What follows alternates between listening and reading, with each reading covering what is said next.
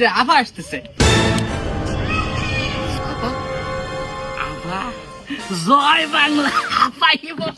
জয়নাল ভাই, হ্যাঁ আবিদ ভাই, একটা কথা বলি, এইসব এই পতিত সরকার মার্কার লোকদেরকে সাহায্য করার জন্য আমাদের 24টা ছিল একটা বিশাল অধ্যায়, তাই না? বিশাল অধ্যায় মানে যে অধ্যায়ই তো 24।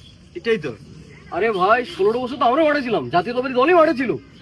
আমরা যে পরিশ্রম করেছি, আর ওই যে পিছনে বসে আছে আমাদেরকে যে 14 বছরের যে যা দিয়েছে, এটা আর ভাষা প্রকাশ করার মতো না।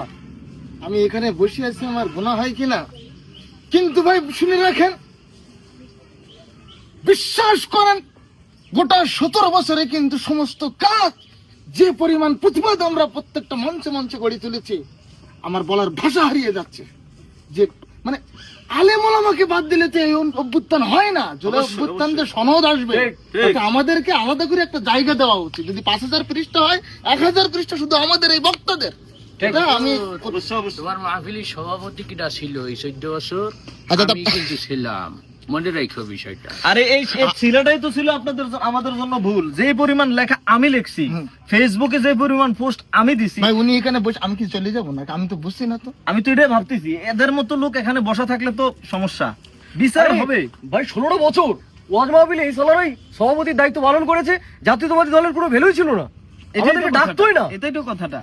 আর আমি যেই লেখা লিখছি, আমার লেখা শুনে শত শত মানুষ আন্দোলনে নামছে, এজন্য তারা পলাই গেছে এখান থেকে। কথা বুঝতে পারছেন? এটাও ঠিক, তবে আমাদের অবদানটা এখানে বেশি। আপনারাও ওয়াজ করছেন ভালো, অনেক। বক্তাদের অবদানটা আমি মনে করি জাতীয়তাবাদী দলও কিন্তু ভালো করছে। মোট কথা সবার সমন্বয়ে যে একটা আন্দোলন আমরা করছি, আর সামনে আবার কোনো সুযোগ নাই। কথা বুঝছেন?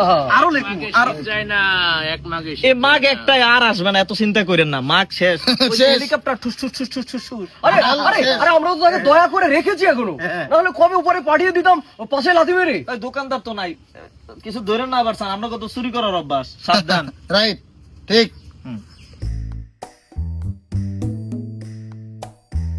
অতএব এই এদেরকে আর কখনো সামনে দাঁড়ানোর কোনো সুযোগ দেওয়া যাবে না। কথা বুঝছেন? কথা বুঝতে পারছি? অতএব আমরা এটা সব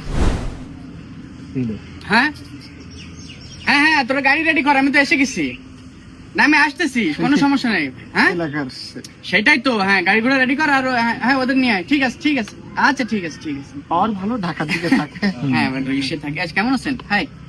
আলহামদুলিল্লাহ, ভালো আছেন? হ্যাঁ। ওরে বাবারে, ও আপনি তো ইমাম সাহেব।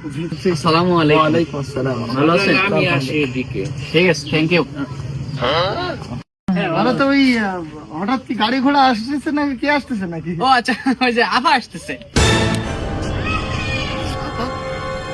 আভা, জয় বাংলা। পাই বসে আমার যাইতে হবে।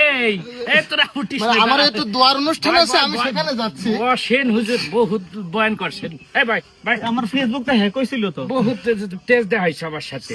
এখন কিন্তু আপা জইলে আইছে, সব কটা আয়না ঘরে যাওয়ার জন্য রেডি হয়ে যাও। কিন্তু বহুত অপমান করছে আমারে, প্রত্যেকটা অপমানের লাইন বাই লাইন হিসাব করাই। ভাই, আপনারা সভাপতি- ওই পই করে হিসাব নিবই বা তোমরা। বহুত অপমান করছে আমারে। আপনারা সভাপতি ছিলেন, আমরাই তো আপনাদের পাশে। ভাই আমি ফেসবুক আর চালামু না তো। না তুই ফেসবুক চালা, তুই ভাই, ভোট দিছিস না? ভাই, বলছি আমরা দুই দলের লোক, ভাই ভাই, আমাদের কোনো দ্বন্দ্ব নাই। হ্যাঁ দেখলাম, মিলেমিশে একটা থাকতে সময় তো চাই। দেখলাম বয় বয় একটা উঠবি না।